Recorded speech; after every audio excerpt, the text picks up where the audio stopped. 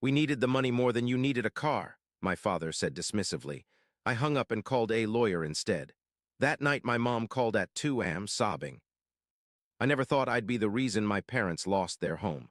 But then again, I never thought they'd steal and sell my car to fund their third vacation of the year either. Funny how life works out sometimes. I'm 28 now, financially stable and finally free of the guilt they've piled on me my entire life. It took me too long to realize that to them, I wasn't a son. I was just their permanent backup plan. Money troubles followed my parents like a shadow, though you'd never know it from looking at them. Mom wore designer clothes, Dad drove luxury cars, and our house was filled with expensive furniture they couldn't afford. Credit card statements arrived in red envelopes that Dad would hide in his office drawer. I found them once when I was 12, the numbers so large they didn't seem real. When I started working summer jobs at 16, saving every dollar became my religion. I'd watch my bank account grow while my parents laughed at my frugality. "Why live like you're poor when you can enjoy life?" Mom would say, showing off her new Coach purse. Meanwhile, I'd be calculating how many weeks of lawn mowing it would take to replace the emergency $200 they'd borrowed from my savings account. That was the first hit, small enough that I could rationalize it away, big enough that I should have seen what was coming. The college fund disappeared next. After years of being told they were saving for my education, I discovered the account had been drained months earlier. The money had funded their anniversary trip to Hawaii. When confronted, Dad shrugged it off. "College is overrated," he said. "Besides, student loans are normal. Everyone takes them." I worked 2 jobs through college while carrying a full course load. Slept 4 hours a night and ate ramen more often than not. Meanwhile, their Facebook page filled with photos from weekend getaways and expensive restaurants. My junior year, a collection agency called about a credit card I'd never opened. The card had maxed out at $15,000. The signature on the application looked like mine, but the handwriting was unmistakably Mom's. When I called her in a panic, she cried and said they'd been desperate. Dad got on the phone and reminded me that they'd given me life and sacrificed everything for me. I was too young, too programmed to obey, to fight back properly. I set up a payment plan that ate most of my income for the next 3 years. After graduation, I found a decent job and moved to an apartment 40 minutes away. Not far enough, as it turned out, but the distance helped me start setting boundaries. I said no to small loans and ignored the guilt trips that followed. Started therapy to understand why saying no to my parents felt like committing a crime. For 3 years, I saved. Took overtime whenever possible, did freelance work on weekends, and tracked every dollar. My goal, a reliable car that was truly mine. No loans, no debt, just clean ownership. The day I bought that Honda Civic was the proudest of my life. It wasn't flashy, 4 years old with 42,000 miles, but it was paid in full with the title in my name. To me, it represented everything I'd worked for: independence, responsibility, and freedom from financial anxiety. Mom rolled her eyes when she saw it. "This is what you saved all that money for? You could have got something nicer if you just listened to us about investing." Their investment advice had always involved giving them money that somehow never materialized returns. I'd stopped falling for it, and the disappointment in their eyes when they couldn't access my savings was almost worth the years of struggle. Almost. I was away on a business trip when it happened. 3 days in Chicago, networking with clients and feeling like a real professional for the first time. I'd left my car in my assigned apartment parking spot, keys hanging on the hook inside my door. When I returned, exhausted from delayed flights and ready to crash, the parking spot was empty. My stomach dropped as I circled the lot twice, thinking I'd forgotten where I'd parked. Then panic set in. Had it been stolen? Towed? I called the property manager, then the towing companies, then finally the police. The officer who responded seemed unimpressed. No broken glass, no reports of suspicious activity, no evidence of theft. He took my statement with obvious skepticism. "You sure no family members might have borrowed it?" he asked. The question hit me like a bucket of ice water. I ran up to my apartment and checked the key hook. Empty. With shaking hands, I called my parents. The conversation that followed is seared into my memory, every word a fresh cut. "Hey, do you guys know anything about my car? It's not in the parking lot." Mom's voice turned sugary sweet, the tone she always used when she knew she'd crossed a line. "Oh, honey, we were going to talk to you about that." My blood went cold as Dad got on the phone, his voice carrying that familiar dismissive edge. We needed the money more than you needed a car. You can just take the bus like you did in college. Mom jumped back in, talking fast. It's for our anniversary trip to Cancun. 25 years deserves something special, and you're always so good at saving you'll have another car in no time. I could barely form words. You sold my car? How? The title was in my name. Dad cleared his throat. Your mother works at the DMV, remember? She knows people. Her friend Eddie looked the other way on some paperwork, and that dealer on Highway 18 doesn't exactly run the tightest ship. Cash talks. My mouth went dry. Mom had worked at the DMV for 15 years, had access to my personal information, signature cards, everything needed to create convincing forgeries. I remembered Eddie from their dinner parties, the guy with the gold watch who always bragged about knowing how things really work. You used Mom's government position to commit fraud. That's a felony. She could lose her job. The silence told me everything. Mom started crying, Dad started yelling about ungrateful children, and I hung up. My hands were shaking so hard I could barely hold the phone. Something inside me just broke, or maybe it finally fixed itself. For the first time in my life, I realized I could stop this cycle, and I was going to. I spent the night researching vehicle theft laws and calling in sick to work the next day. By noon, I was sitting across from Olivia, a lawyer friend who'd handled my roommate's landlord dispute the year before. Her eyes widened as I told her everything, not just about the car, but the years of financial abuse, the credit card fraud, the stolen savings, the endless guilt trips and manipulation. Jack, she said, using my name like a lifeline to pull me back from the edge of my anger, what they did isn't just wrong, it's criminal, and you have options. Those 3 words, you have options, hit me like a revelation. I'd spent my entire life believing I had no choice but to endure whatever my parents did.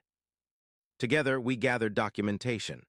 The car title transfer had my forged signature, easy to prove with past documents. The bill of sale showed they'd sold my $16,000 car for $14,500, lowballing themselves in their hurry to get cash. I filed a police report for vehicle theft and forgery, started civil proceedings to recover the full value plus damages.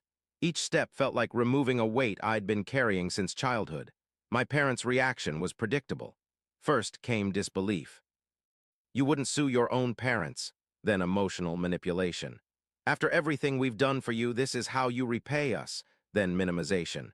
It was just a car, not like we took something important. The worst part? A tiny voice inside still made me question whether I was overreacting. That voice sounded suspiciously like my mother's.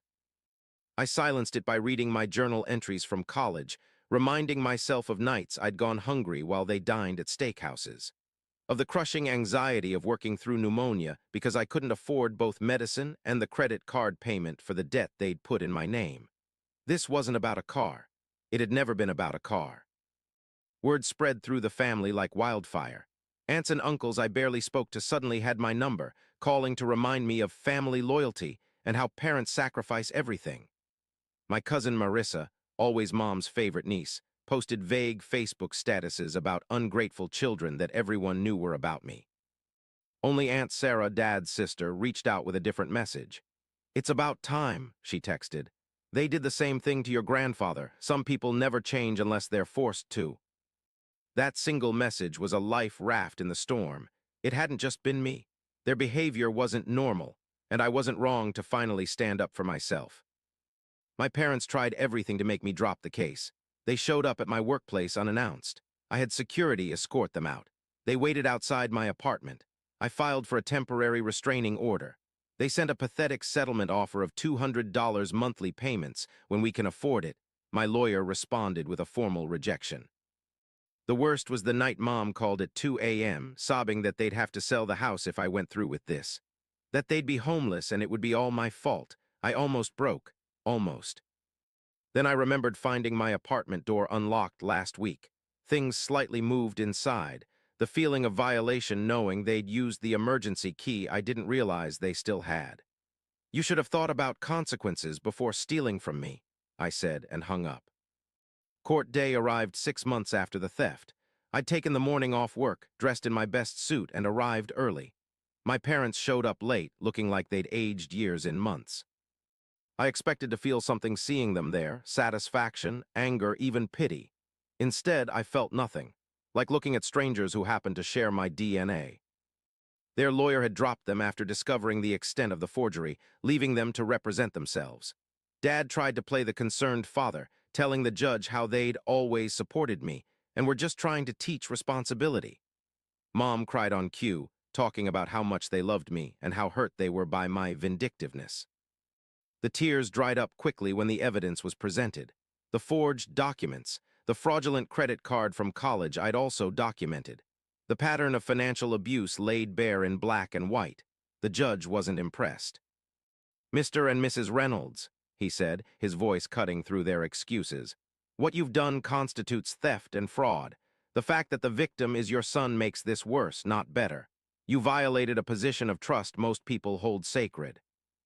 The judgment came down hard. Full replacement value of the vehicle, $16,000. Legal fees, $4,800. And additional damages for the forgery, $5,000. When they protested they couldn't pay, the judge ordered wage garnishment. I walked out of that courtroom feeling lighter than I had in years. The consequences for my parents came swiftly after the judgment. The garnishment took 25% of their income, which turned out to be far less than they'd always implied. The facade of wealth they'd maintained through credit and manipulation began to crumble. 3 months after the judgment, they missed their first mortgage payment. Then the second, foreclosure notices followed. I heard about it through Aunt Sarah, not them. They'd stopped speaking to me directly, instead telling anyone who would listen that I was a heartless son who'd ruined them over a simple misunderstanding. But the family narrative was shifting. When Dad's cousin saw the court documents during a visit, he started asking questions about money he'd loaned them years ago. Mom's sister discovered her identity had been used for a store credit card. The pattern was bigger than me, and finally others were seeing it. Meanwhile, I bought a new car, a slightly newer Honda, nothing flashy but fully mine. Started therapy to deal with the lingering guilt and anxiety. Opened a separate savings account specifically for a house down payment. Lived simply but comfortably, enjoying the freedom of financial independence without the constant drain of supporting my parents' lifestyle. 6 months after the judgment, they reached out through Aunt Sarah. They wanted to reconcile, she said, talk about moving forward as a family. I agreed to meet in a public place, a coffee shop downtown. They looked different, wearing clothes I didn't recognize, driving a car that wasn't leased beyond their means. The foreclosure had gone through, and they'd moved to a small apartment in a rundown complex across town. Mom tried to hug me. I stepped back. Dad launched into a speech about forgiveness and family bonds. I listened silently, waiting for what I knew would never come, a genuine apology, an acknowledgement of the harm they'd done. Instead, Mom slid a piece of paper across the table. A payment plan for me to help them with their rent until they could get back on their feet. I stood up without a word and walked out. That night, I blocked their numbers and every social media connection, changed my emergency contacts at work, officially cut the cord. It's been a year since the judgment. 3 weeks since I closed on my house, nothing fancy, a modest 3-bedroom in a good neighborhood with a small yard and a garage for my car.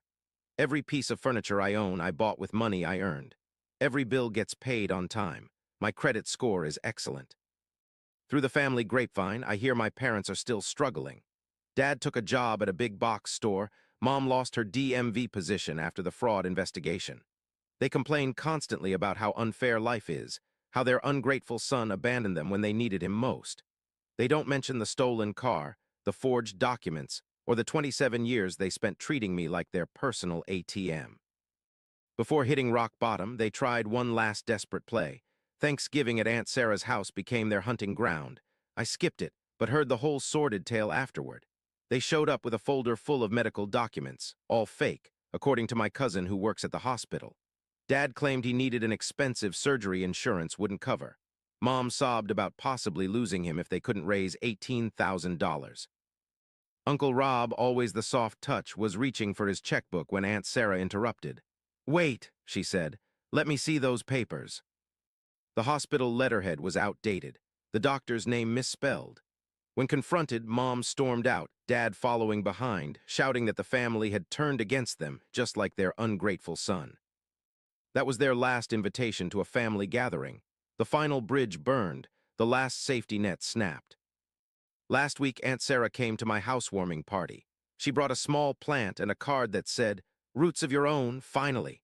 She told me my parents had been asking family members for loans again. No one was giving them money anymore. "They'll never change," she said quietly as we stood in my new kitchen.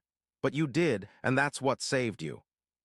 I feel nothing when I think of them now, not anger, not guilt, just nothing. They're strangers who share my genetic code, people I used to know.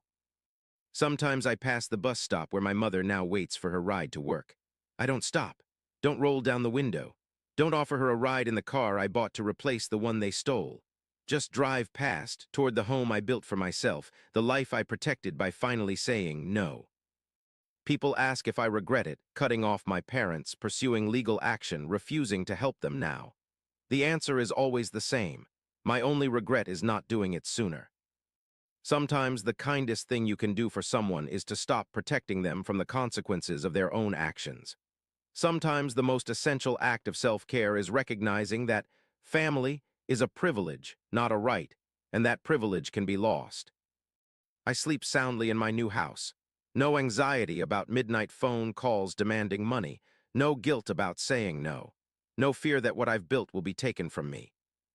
I'd be lying if I said I never questioned myself. Last winter, during a snowstorm, I drove past that rundown apartment complex and saw my mother waiting at the bus stop, shivering without a proper coat. My hand hovered over the window control for a split second. Something primal and deeply programmed almost made me stop. I kept driving. That night, I sat in my warm living room and really asked myself, was I the monster they claimed I was? Had I become cruel in my pursuit of freedom? The questions haunted me enough that I called my therapist for an emergency session. She helped me see the truth. Compassion without boundaries isn't compassion. It's self-destruction. They hadn't changed. The same people who sold my car would take my house if given half a chance.